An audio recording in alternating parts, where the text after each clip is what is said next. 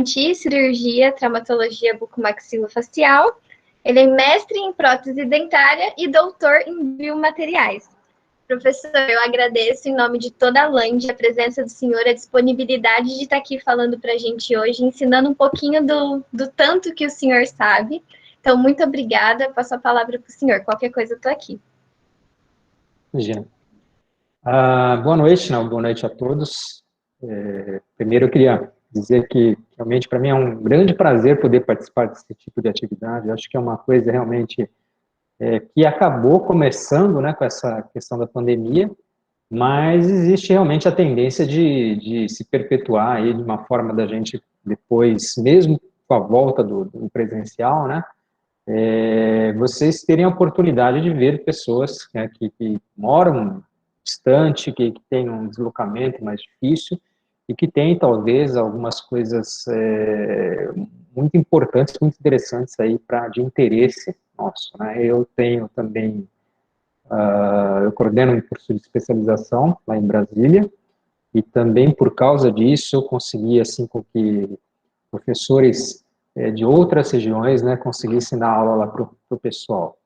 E isso daí, então, eu acho que é uma coisa importante. E uma outra coisa que eu vejo também é que, apesar de ser uma coisa que nós entramos, assim, sem querer, né, por um problema maior, eu vejo que é possível, sim, aprender muito com o ensino à distância, né? A gente tem realmente oportunidade de ver várias pessoas, vários professores, palestrantes aí, ministrando aulas, dando webinars, e acaba que a gente aprende muito mesmo. É uma coisa que é uma oportunidade única que vocês estão tendo, apesar de ser uma coisa ruim, né, no sentido da questão da situação que está vivendo, mas uma oportunidade única de vocês, talvez, abrirem a mente, né, e conhecerem outras áreas. Eu acho que isso daí é muito importante. Eu tenho uma formação em biomateriais, né, não vamos dizer, como materiais dentários, né, é um nome que se dá ali na Unesp para pós-graduação em materiais, e eu tenho, assim, ministro muito cursos na área de prótese e resinas compostas, né, e hoje eu vou falar com vocês a respeito dos cimentos, né, da questão da cimentação. Eu vejo, assim, como sendo, talvez, um dos grandes problemas que nós temos relacionados às questões clínicas, né? Eu, como um clínico, eu quero passar para vocês, assim, a visão de um clínico com conhecimentos em materiais dentários. Então, isso daí é uma coisa interessante porque é uma coisa aplicável. Eu posso dizer para vocês, assim, que algumas coisas surgiram, né? O interesse surgiu por causa de problemas que a gente tem na clínica. E isso, então, é interessante porque quando a gente estuda materiais dentários, muitas vezes, vocês na graduação, vocês não dão um valor, vamos dizer, que aquilo merece, por talvez desconhecer, assim, pelo menos não conseguir visualizar, né, a utilização do material. Né? Então, a gente acaba aprendendo materiais dentários antes de ir para a clínica, e antes de ter os problemas, né, com os materiais mesmo, quando a gente está atuando na clínica, e talvez por causa disso a gente acaba relevando, né, a questão da importância que isso tem. E eu quero passar então para vocês algumas coisas a respeito dessa visão que a gente tem como clínico, né, que nós temos então problemas que eu tenho durante a execução dos trabalhos, né, e para vocês entenderem o quanto o conhecimento da área de materiais dentários é importante para você evitar esse tipo de problema. Porque imagine só uma prótese, né, que você faz um trabalho grande, de valor agregado grande, e naquele momento final de finalização, aquele momento que você vai fazer a união dessa prótese com o elemento dental, com o implante, né, o pilar que está ali na boca do paciente, você peca pela escolha errada do material, ou então pela utilização errada do material, e acaba tendo, então, um problema precoce com essa prótese, e isso daí leva a um prejuízo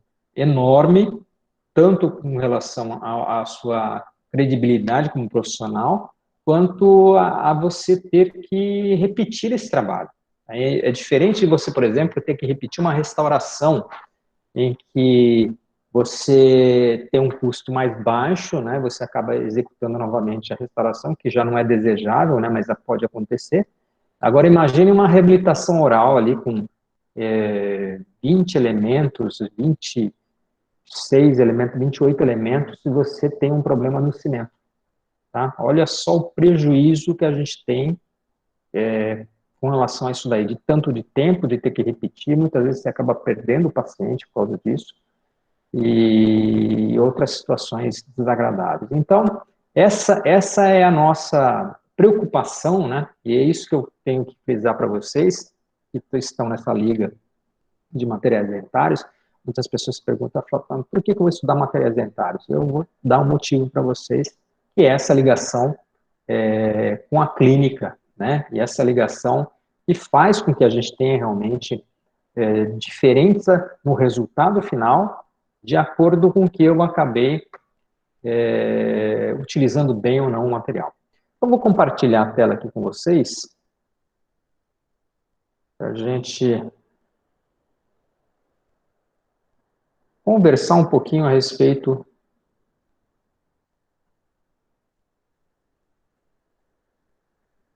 do que seria isso daí. Vamos lá. Os desafios, né? Esse é o tema que a gente acabou utilizando, né, os desafios materiais para a cimentação adesiva. Eu acho que isso daí é um tema bastante pertinente, né?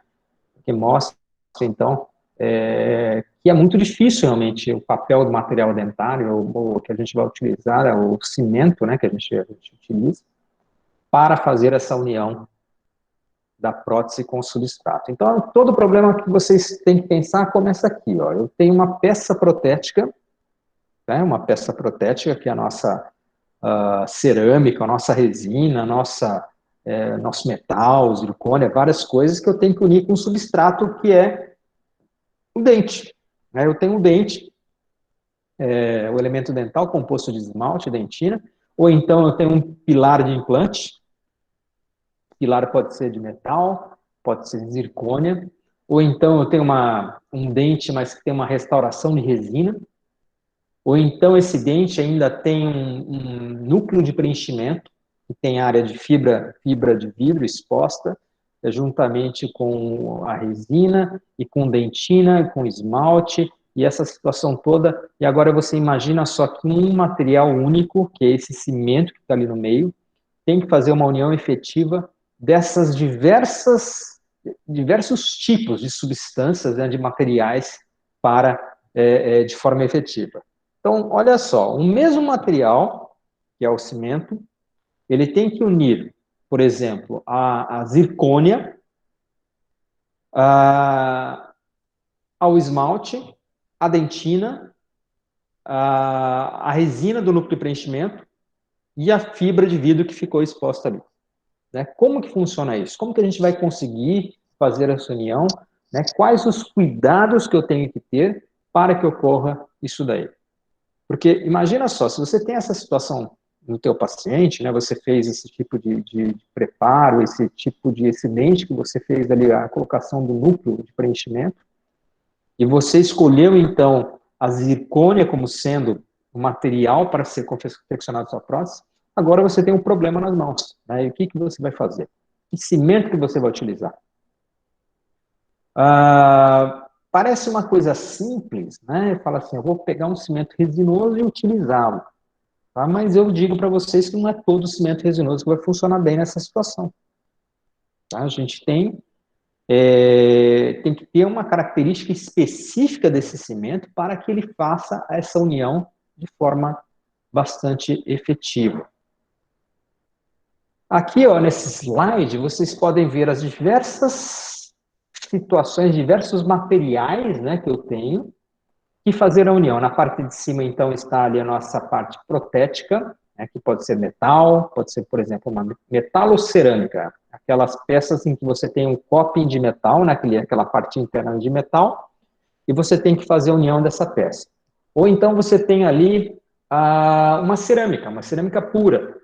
Por exemplo, um silicato de lítio, né, uma leucita, são as cerâmicas aí mais utilizadas, né, para fazer esse tipo de trabalhos aí que vocês escutam falar aí de laminados cerâmicos, né, vulgas, lentes de contato aí que o pessoal, uma nomenclatura errônea que as pessoas utilizam, né, mas são peças feitas em cerâmica, né, cerâmicas geralmente de silicato de lítio, a leucita que tinha caído em certo desuso, mas hoje com o advento do CAD/CAM ela voltou com tudo aí a ser utilizada novamente, né. Eu tenho peças em resina composta, peças de resina, por exemplo, uma resina indireta, uma resina semidireta, que eu mesmo posso fazer no consultório, ou então uma resina fresada, né, que é feita no laboratório. Eu tenho uma peça de zircônia, que é o que eu comentei com vocês, que são peças com copings de zircônia, então eu tenho posso ter uma zircônia inteiro, dente inteiro feito de zircônia. Eu tenho ainda, em algumas situações, alúmina, hoje um pouco menos utilizado, né, um nome comercial Inceran, que era um tipo de prótese que a gente utilizou muito no passado. Eu tenho pino de fibra de vidro, que é muito utilizado. Aí você fala, mas pino de fibra de vidro? Vou cimentar um pino de fibra de vidro, eu vou fazer o núcleo, né? E ali na parte do dente, onde eu vou unir, eu tenho esmalte, eu tenho dentina, eu tenho metal, né? Por exemplo, eu tenho um núcleo metálico. Eu posso ter cerâmica, né? Quando que eu tenho cerâmica no dente? Eu posso ter um núcleo de cerâmica. Ou então eu posso ter um dente em que eu fiz uma coroa cerâmica e a cor não ficou legal e eu faço ali um preparo de laminado para fazer um laminado por cima. É um procedimento que a gente utiliza muito. E eu tenho que fazer a cimentação em cima dessa cerâmica. Eu tenho uma resina, do núcleo de preenchimento de resina, então de uma restauração, você vai fazer ali um laminado e você tem um dente, um incisivo central com duas classes 3, mesial distal. É resina. O que eu vou fazer? Eu vou ter que unir essa resina. Eu tenho núcleos de zircônia. Quando que eu tenho isso? Geralmente pilares de implante, hoje em dia utiliza muito pilares de zircônia. Eu tenho ainda alúmina, como eu comentei com vocês, em algumas situações, e o próprio pino de fibra de vidro, quando ele já está no dente, né? Ele já está cimentado e você tem que fazer união. E agora, o nosso grande problema, que é arrumar o material e promova essa união de maneira efetiva. E a gente tem que entender, então, que em cimentação, né, nós temos que falar, então, quando a gente comenta sobre cimentação, são os tipos de união que eu tenho. Eu tenho, basicamente, nós temos união mecânica, união química e união mecânica-química, que é o que a gente busca, geralmente, né, que é o mais efetivo. Então, são situações em que, por exemplo, eu vou fazer ali uma cimentação, uma coroa provisória, eu uso um cimento provisório. Esse cimento provisório ele não se une quimicamente ao dente nem à peça, ele simplesmente ele toma presa, né? Ele endurece ali naquele meio ali entre a coroa e o pilar e ele prende, segura a peça por imbricamento mecânico, né? Ele fica então dentro daquelas ranhuras que foram formadas e acaba unindo mecanicamente a coroa provisória ao dente. Eu tenho situações onde eu tenho união química. Eu tenho união química, por exemplo, de alguns monômeros contidos no cimento, como, por exemplo, o MDP, monômero que se une a alguns materiais, como, por exemplo, o metal. O MDP se une quimicamente ao metal, e se esse metal estiver liso, ele vai ser só a união química. E não é tão efetiva quando eu tenho uma associação da mecânica e química. Por exemplo, esse mesmo metal, mas esse metal já asperizado por um jateamento de óxido de alumínio, então pela utilização de uma ponta diamantada, eu tenho então ranhuras, e além das ranhuras, onde vai ter a união mecânica, né, porque o cimento vai polimerizar, o cimento resinoso vai polimerizar e vai ficar retido nessas ranhuras, ele vai ter também a união química se esse cimento tiver na sua composição ou no seu adesivo o monômero MDP. Então, vai ser provavelmente a união mais estável, a união mais longeva que a gente vai obter para essa cimentação. Então, isso daí é o que a gente vai discutir nessa aula que nós estamos fazendo com vocês aqui, então. Modo de união com dente, então, como comentei com vocês, imbricamento mecânico, né, com cimento temporário, união sem necessidade de condicionamento prévio do dente, como, por exemplo, os cimentos de ionômero de vidro e os cimentos autoadesivos, que têm monômeros que se unem quimicamente ao dente, tanto o esmalte quanto a dentina. Eu tenho cimentos que têm adesivo, né, que é a categoria que a gente chama de cimentos adesivos, só que é um adesivo convencional. Né? O que é um adesivo convencional? Um adesivo que eu preciso fazer condicionamento da dentina e do esmalte com ácido fosfórico. Então, ele vai ter as características desse adesivo que ele utiliza. Eu vou dar um exemplo aqui, o Relax ARC, né, que é um cimento da 3M que utiliza como adesivo um adesivo chamado Single Bond 2. O Single Bond 2 é um adesivo que necessita, né, para que ele funcione, ele precisa que você utilize ácido fosfórico na dentina e no esmalte, né, fazendo o condicionamento ácido total.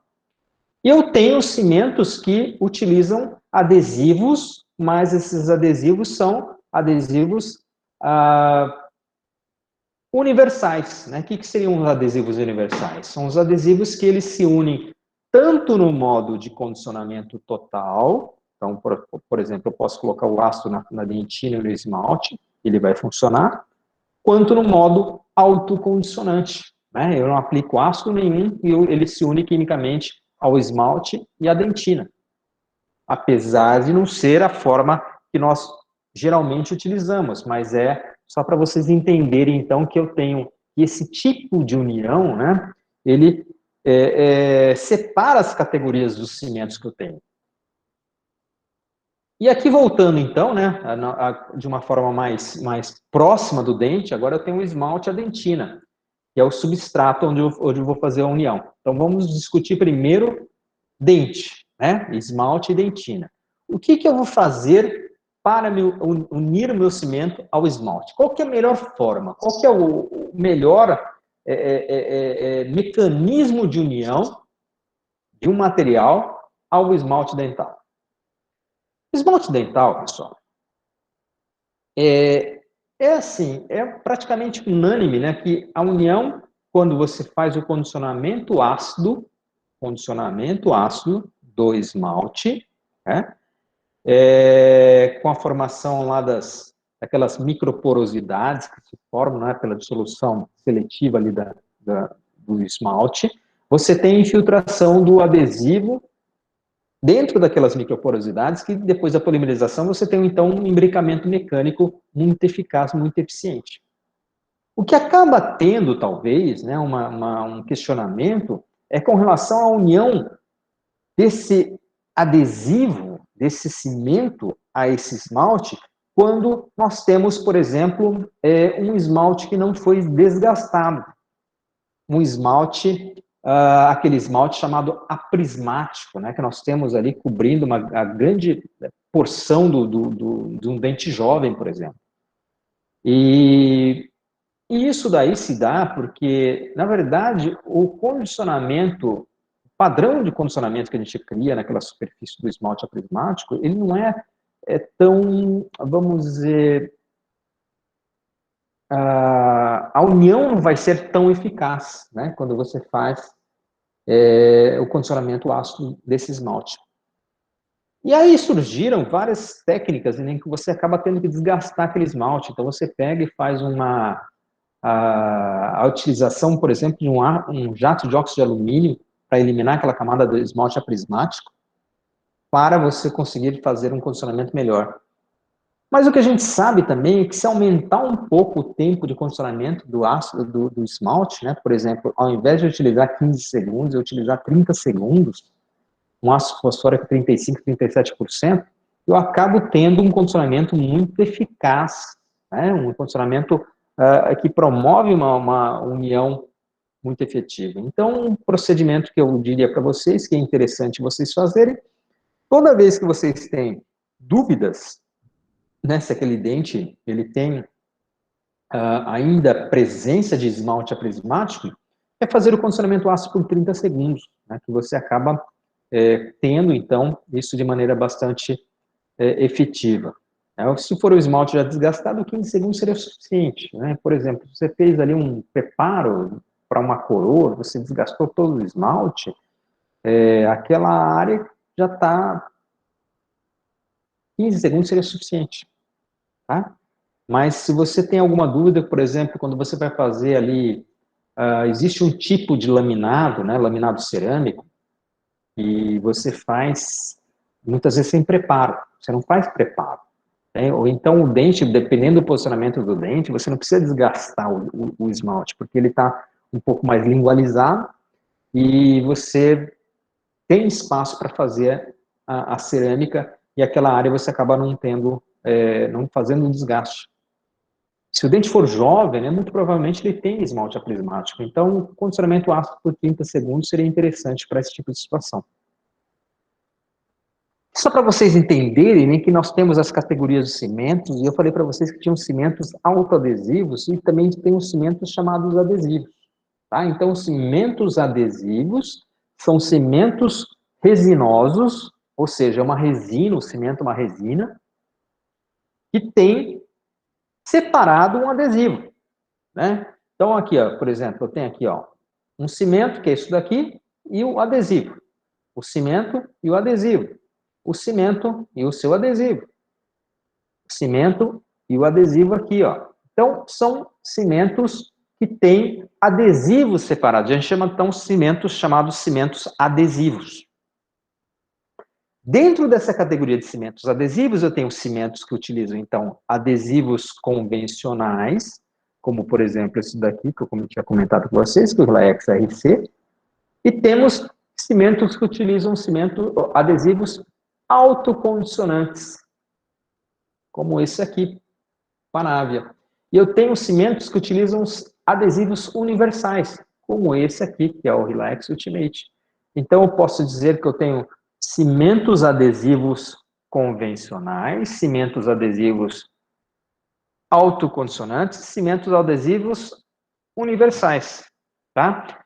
Entendam que a propriedade é dada pelo adesivo que esse cimento utiliza. Tá? Então, dependendo do adesivo, você vai ter uma característica. Isso aí acaba confundindo muito o clínico. Tá? Aí talvez comece alguns problemas, eu vejo muito isso daí, assim, dando aula, as pessoas fazendo os questionamentos, perguntando algumas coisas que a gente fala, poxa vida, tá errado. Né? Tá errado por quê? Porque ele está usando o adesivo da maneira errada. Porque, geralmente, o que acontece com o dentista? O dentista compra o material e ele vê lá o adesivo e calcula que aquele adesivo funciona da mesma maneira do outro que o adesivo que ele estava utilizando anteriormente. E, às vezes, o adesivo é diferente. Às vezes, também o nome confunde, né? Porque, por exemplo, os adesivos da 3M, eles se chamam, esse daqui é o Single Bond 2 e esse é o Single Bond Universal. E muitas vezes o dentista conhece simplesmente como um single bond. Ele fala, o single bond. Tá, que single bond? É totalmente diferente. Esse de baixo, da tampinha laranja, eu preciso aplicar ácido fosfórico na dentina. O de cima, não. Então, são coisas... E eu já vi, assim, dando palestra, né? E vem umas perguntas assim... eu tenho utilizado, né, o cimento, né, desde que eu aprendi, eu falei, o dentista falou assim, eu escutei num curso lá, né, que não precisa mais usar ácido, né, eu posso utilizar o adesivo, o cimento com esse adesivo, sem utilizar ácido. Eu falei, mas depende, né, que cimento que você está utilizando. E aí eles me falam que está utilizando esse cimento aqui com single bond 2. Eu falei, não pode, esse cimento você precisa aplicar ácido. Com certeza vai ter problema, tá? A peça vai se soltar, vai ter outros problemas ali que talvez até uma pulpite reversível, sensibilidade pós-operatória, tá? A pior coisa que você pode ter é sensibilidade pós-operatória após cimentação de prótese. Por quê? Porque muitas vezes você acaba tendo que tirar a prótese, cortar a prótese e fazer uma nova. Tudo por causa do erro na hora da aplicação do adesivo, ou então na escolha do cimento, ou na forma de aplicar o adesivo. Vamos lá. Primeira coisa que a gente vai aqui. Ó. Se eu utilizo um cimento que utiliza um adesivo universal, tá? A melhor maneira de você utilizar esse cimento é você fazendo o condicionamento seletivo do esmalte. Ok? Esse daqui é uma boa escolha para vocês fazerem, um bom procedimento para vocês fazerem quando vocês estão utilizando um cimento que utiliza um adesivo universal. Por quê? Porque a resistência de união ao esmalte dos adesivos universais é melhorada com o condicionamento ácido prévio. Tá? Então, por exemplo, eu vou utilizar aqui um adesivo universal, eu aplico o ácido fosfórico no esmalte antes, para aqueles 15 ou a 30 segundos, né, dependendo do esmalte que você está condicionando, e depois você aplica o adesivo universal. Ele vai ser autocondicionante para a dentina e vai agir como um adesivo convencional no esmalte. Ele acaba penetrando ali naquelas porosidades que foram criadas com o condicionamento ácido. Vamos lá. Vamos passar para a dentina. Tá? Para o esmalte, nós já falamos o que é melhor. Tá? Melhor para você aplicar ácido fosfórico no esmalte. Ok? 30 segundos se for um esmalte aprismático. Para a dentina. O que a gente vai fazer na dentina? Qual que é a melhor forma de agir na dentina? Eu fiz um esquema aqui. Esse esquema é um pedacinho da dentina. Um pedaço da dentina ali, pode ser aquela dentina lá do fundo da cavidade, pode ser da dentina que você preparou, né, para a coroa ali. É assim que vai ser a sua dentina. Você vai ter túbulo dentinário, né, túbulos dentinários aqui. Você tem uma camada de lama dentinária, que é essa parte cobrindo aqui, ó. Os túbulos estão aqui, ó. Tá? E você tem a dentina intertubular, que é isso daqui, ó, entre os túbulos. Aí você vem e aplica o adesivo universal. Você aplica o adesivo universal, vai aplicando na superfície, ó, ele vai se misturando com aquela lama dentinária e chega na dentina. E a hora que chega na dentina, ele condiciona a dentina. Tá? Ele condiciona a dentina. Esse condicionamento é superficial.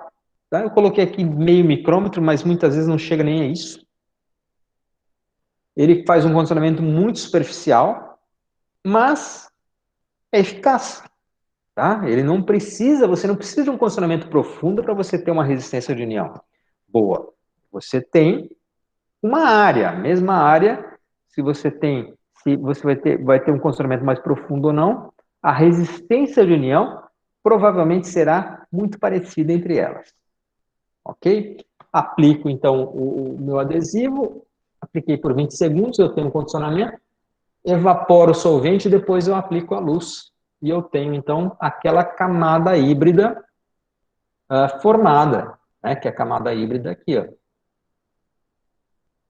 E você tem, então, isso pronto para receber a sua peça protética ou, então, sua restauração.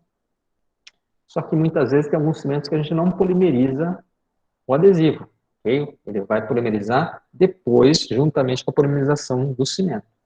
Mas só para vocês entenderem como funciona um adesivo universal. Autocondicionante seria similar, né? E aqui, ó, a mesma coisa no outro esquema, mas nesse caso eu vou fazer o condicionamento ácido total. Coloquei ácido fosfórico na superfície, deixo lá por 15 segundos, eu tenho um condicionamento, então, da dentina, a dissolução total daquela lama dentinária, condicionamento da dentina muito mais profunda, né? Então, enquanto o adesivo universal ele vai variar de 0,2, 0,1, 0,2, 0,5 micrômetros, eu tenho aqui no condicionamento total, chegando a 3, 4, 5 micrômetros. Tá? É bastante diferente. Ok? Aí eu deixo por 15 segundos no máximo, lavo e fico com a dentina úmida. A dentina úmida que mantém aqui as fibras colágenas separadas, né? Pela presença da umidade. A umidade fica no meio das fibras colágenas ali. E aí eu tenho que fazer a remoção do excesso de umidade. Eu posso fazer isso daí com um leve jato de ar, ou então pego um algodão, ou pego um filtro de papel, alguma coisa, para remover o excesso de umidade, mas manter a umidade entre as fibras.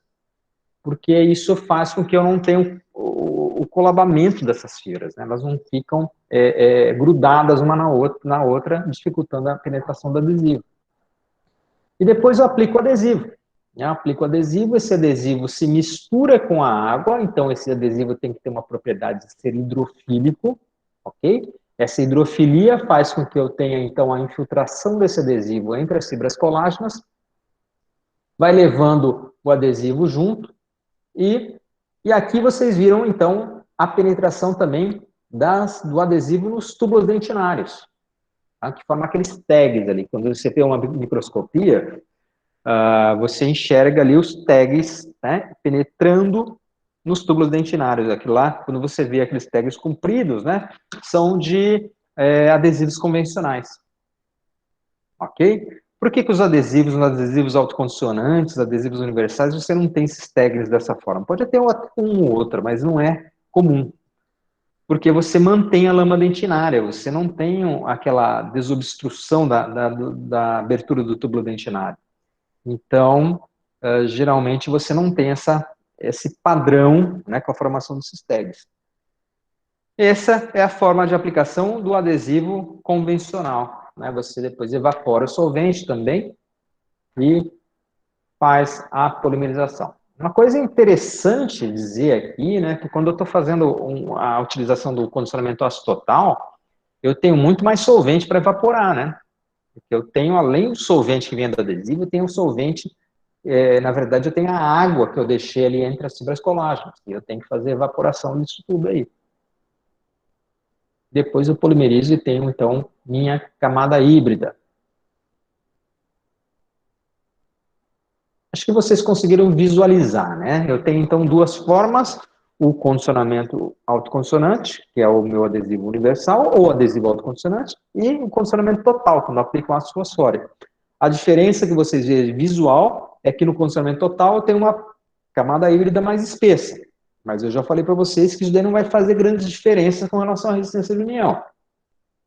O que tem, na verdade, que a gente tem às vezes de problemas com esse tipo de condicionamento total, é porque muitas vezes ocorre essa situação. Ó, você aplica o adesivo e ele não consegue infiltrar toda aquela espessura, aquela profundidade que foi feito o condicionamento.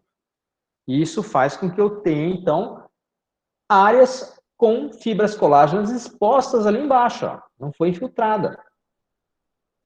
Só que isso daí, com o passar do tempo, né, eu tenho uma degradação dessas fibras colágenas, porque na hora que eu aplico o ácido fosfórico, eu ativo algumas enzimas que tem ali na dentina. Tá? As enzimas chamadas metaloproteinases, né, que é essa MMP aqui, ela acaba agindo, degradando essas fibras colágenas que ficaram expostas aqui embaixo. Então, se eu não conseguir infiltrar toda a espessura das fibras colágenas que eu deixei exposta, eu posso ter problema. Um outro problema que eu posso ter, né, quando eu faço o condicionamento ácido total, é que eu aplico o ácido fosfórico, eu faço a abertura ali dos túbulos dentinários, e muitas vezes eu posso não conseguir fechar esse túbulo novamente.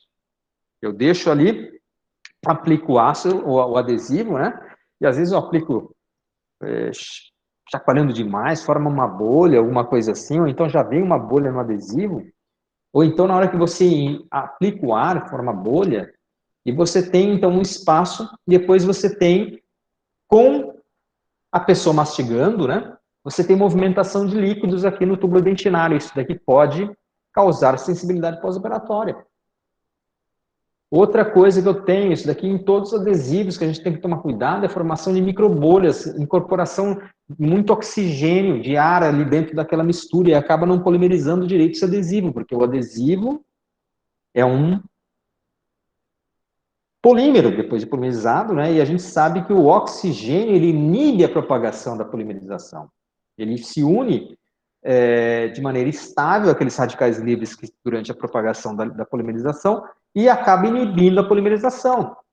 E isso É por isso que, por exemplo, você consegue fazer resina composta aplicando uma camada sobre a outra, e elas se unem, porque sempre a última camada ela está exposta ao oxigênio, e você não tem a polimerização daquela parte superficial, e por isso que depois que a hora que você coloca uma outra camada, ela se une, tá? Na estratificação, essa não polimerização da superfície é importante. Agora, aqui para o nosso adesivo, eu não quero bolhas dentro, eu quero que não polimerize bem na superfície, para unir na restauração, mas eu não quero microbolhas. E quando que forma microbolhas? Quando eu pego um ar, pego a seringa de tríplice muito forte, muito perto, né? E fica lá um tempão lá jogando aquela ar e vai se misturando e formando, então, microbolhas e acaba não polimerizando bem esse adesivo. E outra coisa importante que a gente vai falar para vocês, ó, quando vocês forem fazer a aplicação do adesivo, faça de forma ativa. Isso é importante, ó. Eu tenho que aplicar de forma ativa, principalmente os adesivos autocondicionantes e universais. Por quê? Porque eu tenho que fazer ele atravessar a lama dentinária, eu tenho que desalojar essa lama dentinária para que ele chegue na dentina. E a hora que chega na dentina, que condicione bem aquela superfície. Não adianta você só pegar e deixar o líquido parado ali na superfície. A ação, com certeza, não vai ser igual quando você faz a aplicação de forma ativa. Isso daí, só para vocês terem uma ideia, né? Você fala assim, quando que isso daí pode ser difícil e a gente acaba não fazendo? Quando vocês vão fazer cimentação de pino. Você vai fazer cimentação de pino com adesivo ou com cimento adesivo, né? E esse adesivo tem que ser esfregado. Como você esfrega se você utilizar aqueles microbrush bolinha grande, que não entra dentro do conduto? Você tem que usar um tipo de microbrush assim, ó. Microbrush para conduto. Aí você vai dentro do conduto e você faz a aplicação de forma ativa. E aí você condiciona certo. Então, ó, com esse eu consigo, com esse daqui não dá. Aí você aplica só na superfície e deixa o adesivo correr lá para dentro e acha que aquilo lá está agindo. Por isso que solta. Né? Por isso que solta. Por isso que a gente tem tantos casos de soltar pino. Por isso, por vários outros motivos. Né? Pino, a gente assim, dá uma aula inteira só de pino, só para você falar de problemas de cimentação de pino. Mas esse é um dos problemas. Por que aplicar de forma ativa? Porque aplicar de forma ativa eu tenho uma menor infiltração, né? Aqui no caso, nesse artigo, falando de nanoinfiltração, porque na verdade você consegue fazer com que esse adesivo realmente haja de maneira mais efetiva na superfície da dentina, porque ele não vai se unir à lama dentinária, ele vai se unir à dentina, ele tem que chegar ali para que haja essa ação, né? Aplicação ativa de adesivo aumenta a durabilidade da adesão à dentina do single bond universal, que é um adesivo universal.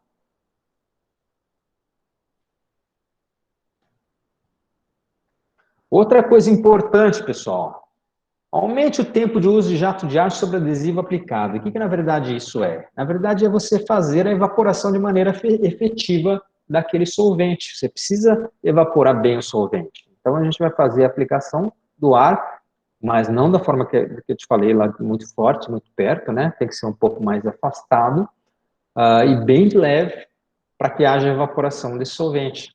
Então você fez a aplicação do adesivo, ó, faça um leve jato de ar para que haja a evaporação do solvente.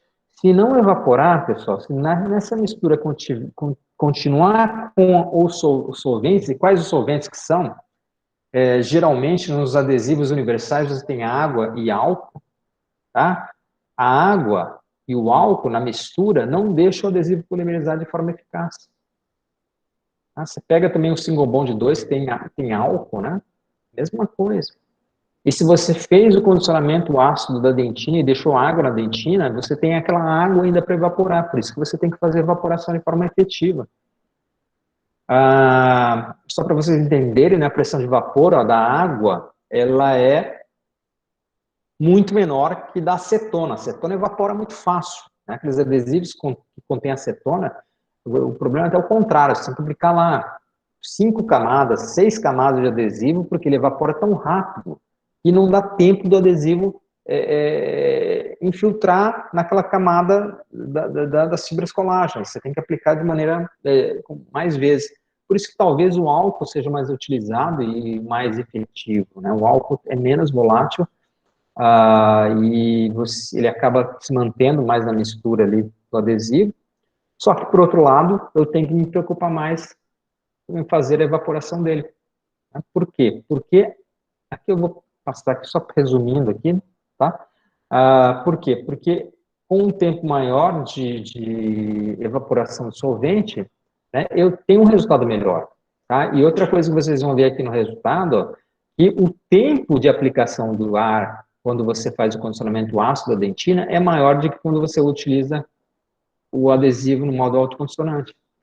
Por quê? Porque por causa da água que você deixou naquela mistura entre as fibras colágenas para que não houvesse o colabamento. Né? Aquela água que você deixou faz com que eu tenha que, então, ter mais tempo para fazer a evaporação desse solvente. Aqui eu quero conversar com vocês a respeito de um monômero, né, contido em alguns cimentos, que se chama 10-MDP. Estou dando uma corrida aqui porque parece não uma hora, mas passa rápido demais. Quero tentar pelo menos concluir aí nosso raciocínio. O 10-MDP, pessoal, é um monômero, tá, que foi desenvolvido há um bom tempo atrás, por uma empresa chamada Curarey. Tá? Curarey é uma empresa japonesa que criou esse monômero 10-MDP e colocou nos seus adesivos autoconsonantes, né, porque um adesivo é um monômero chamado monômero ácido. E depois que caiu a patente, daí já faz quase 10 anos, várias empresas começaram a utilizar o MDP nesses produtos também, mas o fabricante original, né, quem inventou o MDP foi a Curarey, tá? E o adesivo deles, o adesivo, até hoje, né, o adesivo autoconsonante da Curarey, se chama Clearfield, né, é o padrão ouro dos adesivos autoconsonantes. Mas vamos lá, vamos entender o que é. Esse aqui é o Clearfield, só para vocês que não conhecem, né? Esse é um adesivo aqui, fala assim, é um melhor adesivo, se você não quer ter problema no teu consultório, é o melhor adesivo para você utilizar, tá? Use Clearfield que você vai ter, assim, praticamente não vai ter sensibilidade pós-operatória. Nós temos o MDP também no adesivo Tetric N-Bond universal da Ivoclar Vivadente. Em outra apresentação, nós temos também no Single Bond universal da 3M e nos próprios produtos da Curarey, né? Então, a Panave V5, o Clearfield universal também, né? Todos têm MDP. Aí deixa eu explicar para vocês o que é esse MDP, né? Eu fiz aqui um esquema bem didático, eu acho. Aqui, então, eu tenho a molécula, um esquema da molécula, né? Que um lado eu tenho o chamado grupo metacrilato e outro lado eu tenho o chamado grupo fosfato, ok? Grupo fosfato de um lado, grupo metacrilato do outro, separado pela cadeia aqui de carbono, tá? Quantos carbonos? São 10 carbonos, chama 10-MDP, tá? Então, são uma camada aqui.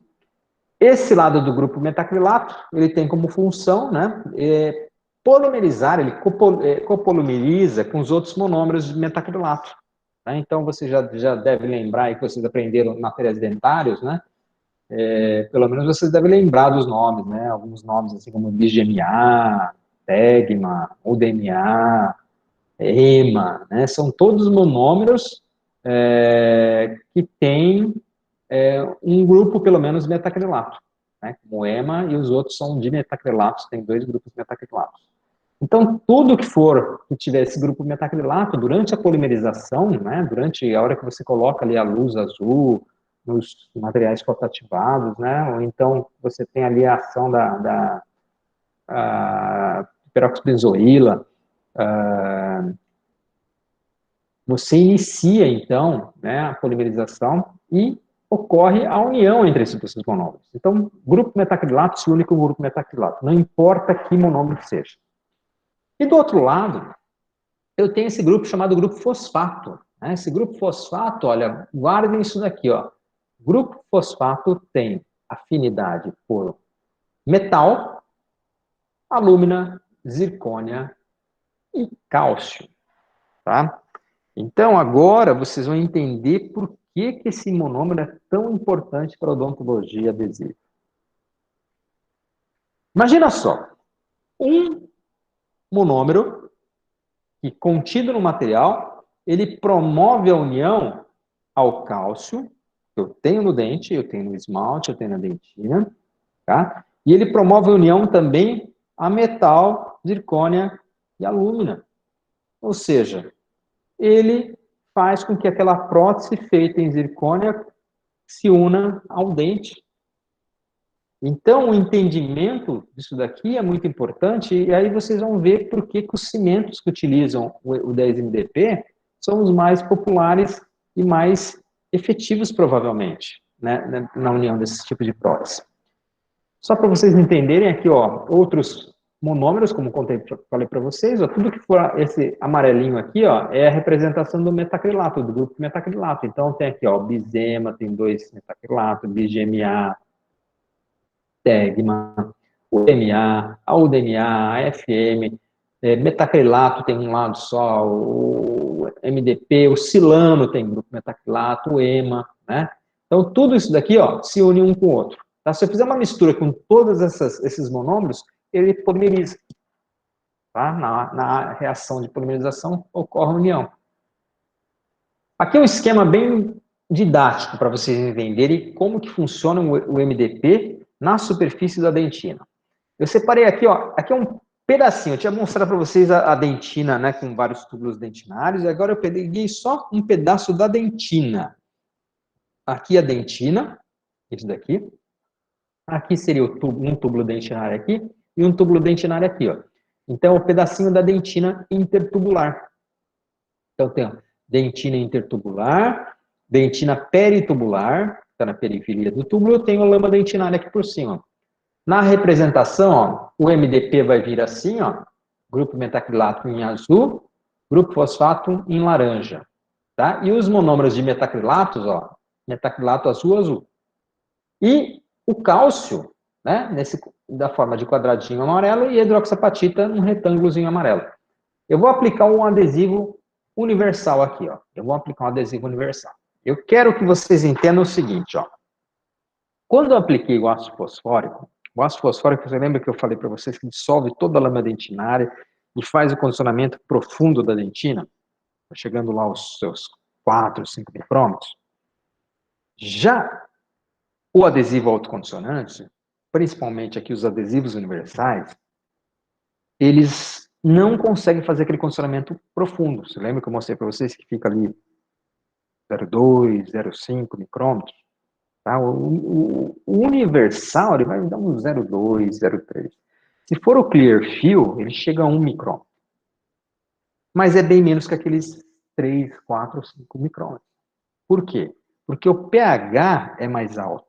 Tá? Então, enquanto o ácido fosfórico tem um pH abaixo de 1, né, um pH bastante ácido, o single bond universal, por exemplo, aquele da 3M, tem um pH de 2,7. O Clearfill tem um pH de 2. Tá? Então, um pH mais alto significa que ele é menos ácido, ele condiciona menos profundamente. E uma coisa interessante aqui para a gente, que vai utilizar o adesivo autocondicionante, universal autocondicionante, né, que esse pH não sendo tão ácido, ele condiciona a superfície da dentina, mas ele não chega a remover toda a porção mineral que estava ali unida às fibras colágenas. Então, acaba sobrando hidroxapatita naquela superfície das fibras.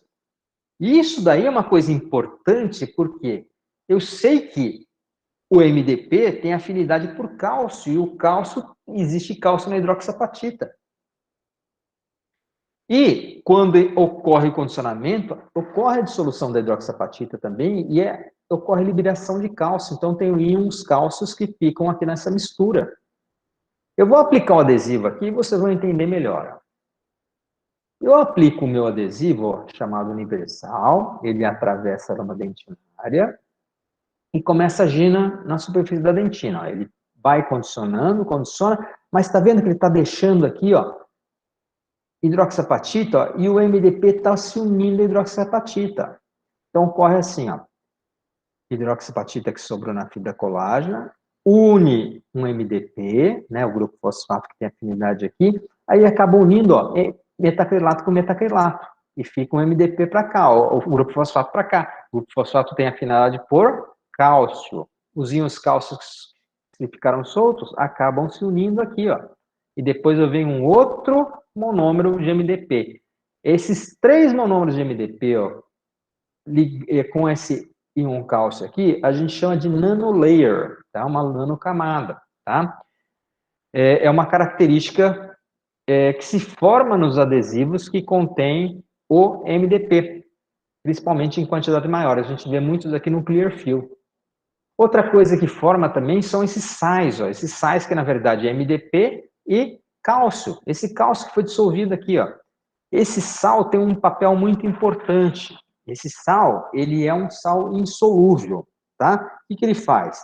A presença desse sal insolúvel misturado nesse adesivo aqui torna essa camada do adesivo muito estável hidroliticamente, tá? Você não tem dissolução, é muito difícil dissolver degradar essa camada de adesivo pela presença da água, né, por causa da presença desses sais insolúveis de MDP e cálcio. E tudo isso ocorre nessa aplicação de 20 segundos que você faz. Por isso que essa aplicação não é só você deixar o líquido, você tem que fazer de forma efetiva para que realmente o adesivo atravesse aqui, ó, e chegue na superfície da dentina e ocorra a ligação. Então, agora você vai ter um material que contendo MDP, ó, ele se une ao dente e também vai se unir à peça protética depois. Ó. Polimerização. Deixa eu só correr aqui porque o nosso tempo... Lá.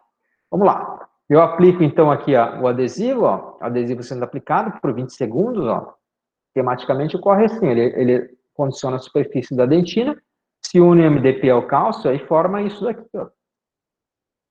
Aí você evapora o solvente, polimeriza e você tem uma camada híbrida excepcional aqui, ó.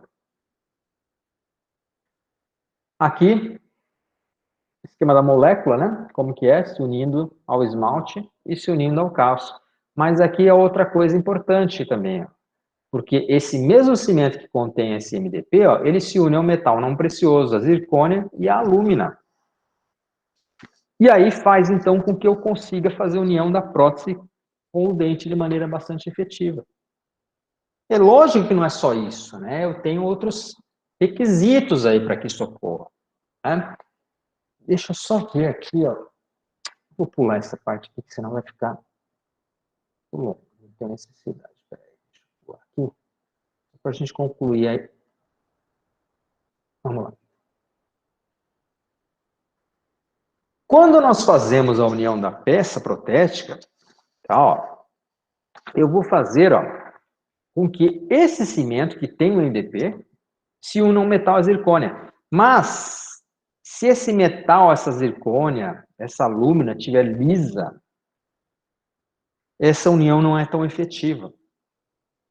Eu tenho que jatear a superfície, ó. Eu tenho que jatear a superfície. Eu faço o jateamento da superfície com óxido de alúmina, 50 micrômetros para menos, tá? Na zircônia, não passar de 7 segundos, porque você danifica a zircônia. O metal não tem problema nenhum. E a pressão aproximada de 2 bar, que é aquela pressão do equipe. Isso faz com que eu tenha, então, aumento da área de superfície. Aumento da área de superfície, ó. Como que a gente sabe? Ó, a área de superfície é assim, ó. Eu tenho 2 papéis, um liso e um rugoso. A área é parecida, ó. A área é parecida, tamanho parecido. Mas, se eu estico esse papel rugoso, ó, ele é maior que o outro. Isso mostra, então, que uma superfície rugosa, ela tem uma área de superfície maior do que uma superfície lisa. Por que isso ajuda? Porque quanto maior for a área de superfície, mais nichos eu tenho para ligar o MDP à superfície da prótese. Seja de zircônia, ou seja metal, ou seja alúmina. Uma outra coisa que faz o jateamento, né? Nós temos, então, uma coisa que é chamada, né, tensão superficial dos líquidos e energia livre de superfície. Quando você tem um líquido sobre uma superfície e essa superfície tem uma energia livre de superfície baixa, esse líquido não se espalha, tá? Se o líquido não se espalha, esse líquido nosso aqui é o nosso adesivo, que contém MDP, esse MDP não consegue agir de maneira efetiva na superfície. Então, para que eu consiga fazer esse líquido se espalhar melhor, né, ou seja, molhar melhor a superfície, eu tenho que aumentar a energia livre de superfície. E eu faço isso fazendo o jateamento da superfície. Aqui vocês vão entender bem, ó. Eu tenho então a superfície, ó, e eu tenho aqui os átomos desse material aqui, no caso, é o nosso metal, vai? Metal. O nosso metal, ó, ele tem aqui, ó, os átomos, e os átomos da segunda camada para baixo, ó, ele está envolvido com outros átomos, tá se relacionando com outros átomos, tá? Então tá lá quietinho, tá estável. Agora, esses da superfície aqui, ó, eles só estão relacionados com os vizinhos e os de baixo, não que está aqui, ó, está livre, tá? Então ele tem uma energia livre, ok? Essa energia livre, ela pode ser suficiente para romper aqui a nossa tensão superficial do líquido ou não. Então, quando eu tenho ali, ó, a tensão superficial e energia livre, ó, eu tenho uma situação assim. Por exemplo, quando vocês têm lá o carro encerado, né? O carro está encerado, chove, fica a gotinha parada. Por quê? Porque a energia livre da superfície é baixa e não consegue superar aquela tensão superficial e o líquido não se espalha. Agora, se você aumenta a energia livre de superfície, o líquido se espalha. E é isso que a gente quer. E é isso que a gente obtém quando faz o jateamento da superfície. Tá? Só para vocês entenderem, ó. Quando eu tenho ali o jateamento, ó, eu jateio, ó, o que ocorre na superfície? Ó. Então, aquela área que eu tinha só um átomo aqui, ó, eu tinha energia dele, agora eu tenho desse, ou seja, eu tenho muito mais átomos, né, que não têm ligação com outros na superfície. Isso faz com que eu tenha, então, uma energia livre maior e tenha, então, um espalhamento melhor daquele líquido que está na superfície. Isso faz com que aquele líquido contendo o MDP, quer seja um primer, quer seja um adesivo, molhe melhor a superfície e, com isso, consiga fazer mais ligações químicas com essa superfície aqui do metal ou da zircônia. Nós utilizamos esse tipo de jato, ó, jato de óxido de alumínio acoplado à equipe. Você pode fazer o jateamento. Aqui o óxido de alumínio, né, geralmente para isso daí é indicado uma granulação mais fina, né, para baixo de 50 micrômetros. Então, aumento da área de superfície, aumenta a energia de superfície e melhora a moleabilidade, que é necessária para a gente conseguir isso de maneira bastante efetiva.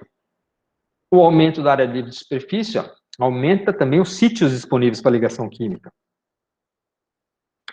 Só para vocês entenderem, ó, superfície lisa, ó, eu tenho esses sítios aqui, ó, onde se liga o MDP. Se eu tiver uma superfície rugosa, eu tenho muito mais sítios, porque eu aumentei a área de superfície também, ó, então vou ter uma ligação mais efetiva.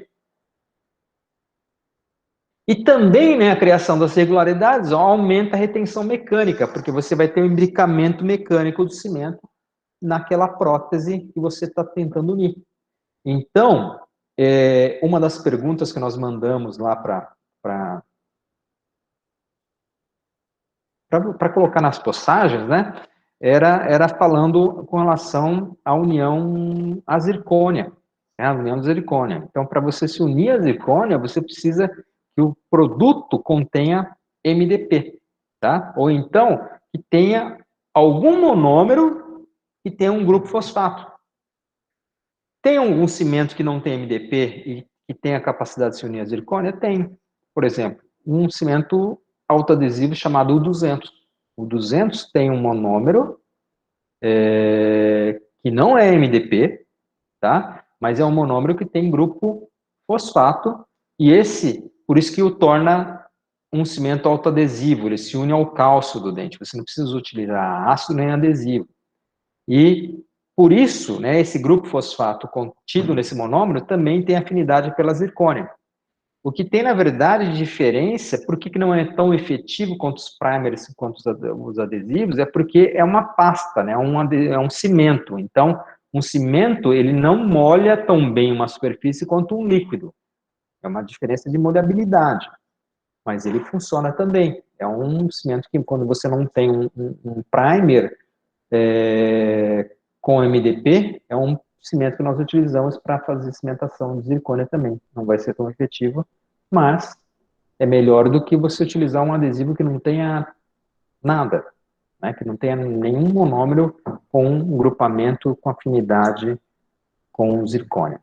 Uma outra pergunta que a gente jogou lá também foi a questão de quando que nós utilizamos cimento dual, quando que é necessário o cimento dual. Eu não comentei com vocês a respeito disso, mas cimento dual é o seguinte, você tem então, hoje em dia eu posso dizer para vocês que nós temos 2 tipos de cimento. Antigamente podia falar assim, 3, tá? Tinha fotoativado, químico e dual. Tá? O que é o dual? O dual é que polimeriza tanto quimicamente quanto através da luz. Tá? Aqui, ó. Aqui eu pulei, mas vou voltar só para falar a respeito disso daí. Ó. Vamos lá. Rapidinho aqui, ó. Cimento, ó. Cimento pode ser fotoativado, com a luz, né? Então você tem ali a canforoquinona. A canforoquinona ela é contida na resina composta e também no cimento, tá? Eu posso, por exemplo, um cimento para vinir, cimento para laminado, para você fazer cimentação de laminado, lente de contato, lá que você gosta de chamar, tá? É um cimento fotoativado, tá? Ele tem como fotoiniciador, geralmente, a canforoquinona. Tem alguns que usam Glucerin TPO, Ivocerin, tá? Mas vamos dizer, a canforoquinona é o mais comum. A canforoquinona, ela é excitada pela luz azul, no comprimento de onda de 468 nanômetros, né? O pico de absorção dela. E ela entra nesse estado chamado estado excitatório triplo. Aí ela age com uma amina contida no cimento e forma um radical livre. Né? E esse radical livre inicia a polimerização. Ele vai agindo com os grupos metacrilatos e vai fazendo a polimerização. Tá? Então, assim, a gente tem a polimerização do nosso cimento. Então, isso daí, quando é só com a luz, a gente chama de um cimento fotoativado. Tá? Aí eu tenho também, ó, a reação química. Como que é? Quimicamente, geralmente, pelo menos os cimentos mais antigos, utilizava peróxido de benzoíla e amina terciária. O peróxido de benzoíla se quebrava, né, e formava o radical livre. Aí reagia com a amina terciária e, consequentemente, formando o radical livre, age lá com o grupo metacrilato e forma a polimerização, né? Começa a ocorrer a polimerização, união de monômeros e forma o polímero também, tá? Então, nós tínhamos lá cimentos fotoativados e cimentos quimicamente ativados. E aí resolveram misturar os dois, né? O que é os dois? São cimentos que no mesmo cimento eu tenho tanto o fotoiniciador quanto o iniciador químico. Então, são chamados cimentos duais, tá? Esses cimentos duais são indicados para quando você não tem a certeza que a luz vai chegar de maneira efetiva naquele cimento. Como, por exemplo, quando você faz uma cimentação numa coroa, ou então numa onlay muito espessa, né? Eu preciso utilizar, então, um cimento dual, porque aí eu utilizo a luz, ele vai polimerizar na parte onde a luz consegue atingir, né, entregar a energia necessária para fazer a polimerização, mas naquela parte mais profunda, a gente vai acabar contando, então, com a polimerização química, como também na questão dos cimentos para pino. Eu não estou lembrado da outra pergunta, só deixa eu buscar aqui. Deixa eu mandar para a Isabela, só para a gente responder e finalizar também, né? Vamos lá, tinha falado... A que tipo de cimento pode ser utilizado para cimentar prótese zircônia? Então, são cimentos com grupo funcional, né? Geralmente o grupo funcional fosfato tem afinidade pela zircônia. Quando é dedicado cimento dual, respondemos agora. Aí, se vocês sabem a diferença entre um cimento adesivo e um autoadesivo, tá?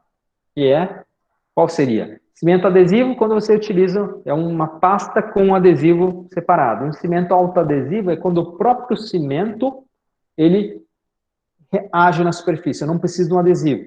Tá? O exemplo aqui no Brasil, vamos dizer, que a gente tem no mercado, talvez o cimento mais efetivo nessa categoria seja o 200. Agora, a Curar aí está trazendo, deve estar chegando aí, já era para ter, chega, tem um cimento, o Panavia... Panavia, não estou lembrado das letras, mas é o cimento autoadesivo, né, que aí ele utiliza o MDP como sendo o monômero. Mas tudo bem, eu acho que nosso tempo já foi.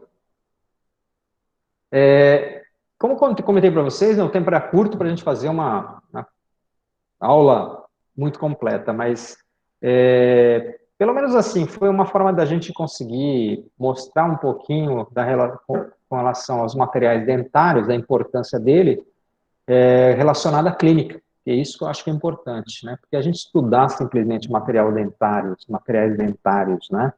Sem saber onde aplicá-lo, acaba sendo realmente talvez um tema pouco interessante. Mas quando a gente vê a aplicabilidade, né, e a gente vê realmente qual a importância disso daí, eu acho que torna realmente o assunto muito interessante. Vocês, com certeza, né, eu digo para vocês que talvez seja assim, um tipo de leitura mais prazerosa para mim na odontologia é materiais dentários. Tá? Eu tenho outras leituras também, mas eu digo que materiais dentários é muito legal, porque a gente, se você entender, começar a entender um pouco da química, e você começa a fazer relação, muitas coisas, muitos produtos novos, só de ver a composição, você já sabe mais ou menos como funciona aquilo lá. Quais os problemas que você tem, quais as vantagens que você tem, tudo decorrente desse conhecimento de materiais dentários, né? Então, eu vejo assim como uma coisa muito legal essa questão da liga de vocês, é muito bacana mesmo, né? E é uma coisa assim que eu digo para vocês, assim, estudem, né? Estudem, a leitura é muito importante, né? O hábito da leitura que faz a gente ficar familiarizado com essas questões, né? A química também importantíssimo, né? A gente ter um conhecimento, pelo menos básico, né? Eu não tenho um conhecimento profundo de química, não, mas eu tenho um conhecimento bom daquilo que eu preciso, né? Isso daí acaba tendo uma boa aplicabilidade para o que a gente acaba, na área que a gente acaba atuando. Deixa eu só fechar aqui. Já passei do tempo que eu tinha prometido para vocês. Voltamos? Professor, muito obrigada. A aula foi muito boa, cheia de informações importantes para a gente, né? E aqui no chat a gente tem uma pergunta do Ricardo. Pode passar. Ele fala assim, professor, por qual motivo o cimento Variolink Static é bem indicado para a cimentação de facetas de disilicato? Digo, quais seriam as principais vantagens do mesmo para esta indicação? Eu não vou dizer para você que é só o Variolink Static que é indicado, né? Na verdade, todos os cimentos para vinir. Tá? Então, o Variolink Static é um cimento para vinir da Ivoclar Vivadente. Nós temos também outras marcas de cimentos para vinir. A característica do cimento para vinir é o seguinte, ele forma uma linha de cimentação muito fina, muito delgada, né? Ele tem uma tixotropia muito adequada. O que seria isso? Tixotropia é assim, você tem a consistência dela, ela muda quando você tem a pressão. Você pressiona, ele acaba se tornando menos viscoso, né? Escoa bem, para que haja realmente formação de uma película mais fina e acaba sendo adequada por causa disso. Outra coisa, por que que você utiliza, eu vou até mudar um pouquinho assim, o enfoque. Por que utilizar um cimento para vinir para fazer cimentação de laminados e não utilizar, por exemplo, um cimento dual? Tá? Porque muitos cimentos duais utilizam como sistema de iniciação química a peróxido de benzoíla e a amina terciária. E a amina terciária, ela tende a alterar a cor precocemente. Então, quando você faz uma restauração estética, né, como os laminados, isso daí pode ser um problema depois, né, porque ela acaba mudando de cor e você tem, então, isso muito evidente, né, por causa da área que você está atuando. Quando você faz uma coroa, um lei, isso aí não vai ser grande problema, não, mas na área anterior é um problema sim. Então, um cimento para vinil, como o Variolink Static, o próprio Variolink N, que é a pasta do Variolink, né, N, você pode utilizar para vinir. O Relax Veneer, tem outros aí, cimentos aí. São cimentos, então, fotoativados, é da categoria fotoativados e tem essa característica. Uma outra coisa, por que que eu gosto de cimento para vinir, para fazer cimentação de vinir, né? É porque eles, geralmente, eles vêm acompanhados do Train, tá? Que é uma pasta que ela não polimeriza, né? Mas ela tem a cor do cimento depois de fotoativado. Isso é importante, né? Por que depois de fotoativado? Porque quando você fotoativa o material, ele altera a cor. Então, a pasta Train, ela tem que ter a cor que o cimento vai ter depois que você ativar. Você coloca embaixo da lâmina, coloca no dente, aí você já vê a cor que vai ficar com aquele cimento. Então, por exemplo, você está em dúvida, você coloca uma pasta e vê. Muda a pasta e vê. Até você chegar na cor que fica adequado. Isso daí é importantíssimo quando você faz laminados minimamente invasivos, né, com espessura de 0,2, 0,3 milímetros. Porque, sendo muito fino, você acaba enxergando a cor do cimento. Tá? Então, por isso que a gente prefere a utilização de cimentos assim. Ok? Ele agradeceu aqui, professor. Mais alguma pergunta, pessoal?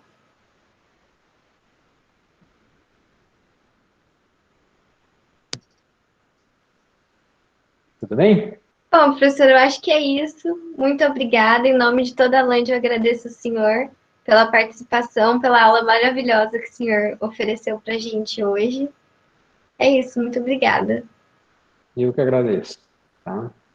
Então, grande Tchau, abraço para tchau. você. Uma boa Tchau, tchau. semana para o senhor. Para vocês também.